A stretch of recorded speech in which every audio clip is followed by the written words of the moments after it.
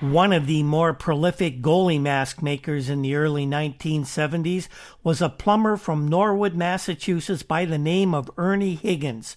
Ernie produced the facial protection for many National Hockey League goalies, with Jerry Cheevers and Eddie Jackman among the most prominent. Here's a profile of Ernie. It was put out by the Associated Press. I wish I had the author's name who put together this little article on Ernie Higgins. Ernie Higgins is fashion designer to some of the best hockey goalies in the world. His fashions may not be much to look at, but now at least his clients certainly are. More than a dozen goalies in the National Hockey League have been customers for one of Higgins' new face masks. They include Ed Jackman and Gilles Villemure of the Rangers, Jerry Cheevers, Eddie Johnson of the Bruins, Charlie Hodge and Dunk Wilson of Vancouver, Gary Smith, Bob Snedden of California, and Bruce Gamble and Doug Favell of Philadelphia. Now, we mention all these names, but they do not all wear the Higgins mask. Dunk Wilson, for example, really enjoyed his pretzel mask that he'd been wearing for a few years, but they all had Higgins masks made for them. The mask making began as a hobby in 1962 when Ernie was unable to find what he considered a suitable mask for his 12-year-old son, Neil, who's now the starting goalkeeper in 1971 at Boston College. Eddie Chadwick, a former NHL and American Hockey League goalie, spotted Neil's mask at a hockey camp in Ontario, and he made arrangements to get his own fitting for the facial protection. Now, Eddie was very prominent as a guy who did not wear a mask until his final professional season, and he only wore it for a game or two while playing for Buffalo in the American Hockey League. I do have a picture of Eddie out of the Courier Express of Buffalo wearing that mask, but it was a Higgins mask. That mask, by the way, is now at the Hockey Hall of Fame in Toronto. Eddie donated it there. Once a pro like Chadwick had ordered a mask, word began to pass along the hockey grapevine, and Ernie Higgins then was in business. The workmanship and the thought that goes into them, Ernie recently said, the masks I make today are the 1/3 stronger than the masks I made only a year ago. Ernie says he's continually studying the process, and in fact, he hopes that within the next few months, he has something even stronger. Ernie was asked if one of his masks had ever cracked or shattered on one of the goaltenders that used them, and he snapped back, "No, sir. On my mask, no matter where the puck hits, it has to glance, thereby taking away at least half of its force and its energy. It has a tensile strength of 24,000 to 23,000 pounds per square inch," according to Ernie. Most goalkeepers in the 60s and 70s said they didn't like wearing the mask because it affected their vision, especially with pucks at their feet.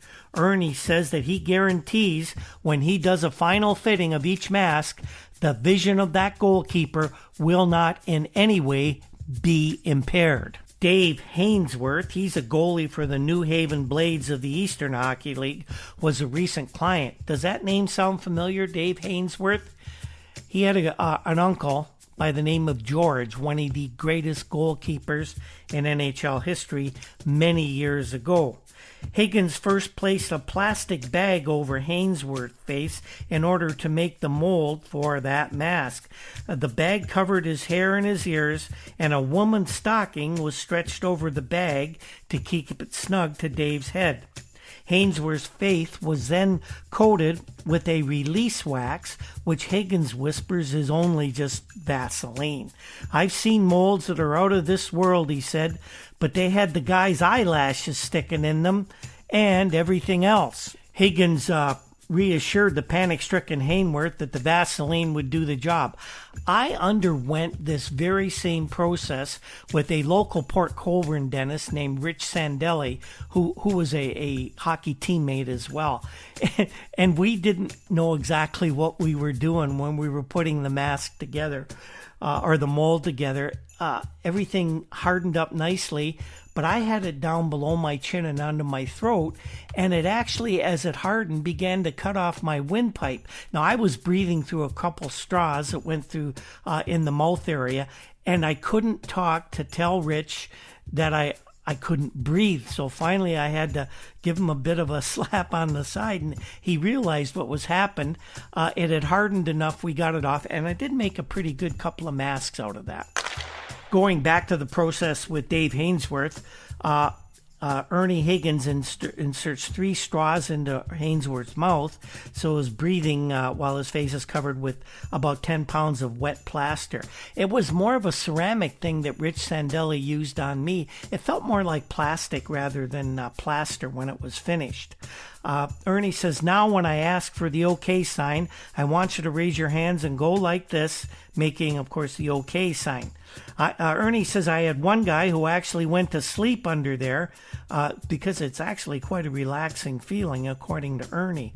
He said he was a Harvard goalie, must have been out late the night before.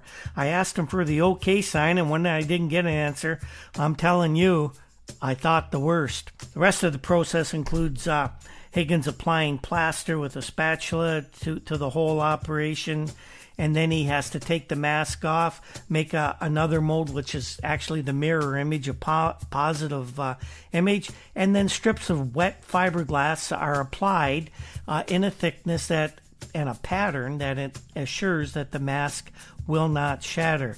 Air holes are then cut into the mask. The sharp edges are sanded down with care, and rubber pads are glued on the inside, but not so thick rubber pads that they would cause the mask to move away from the goalkeeper's face.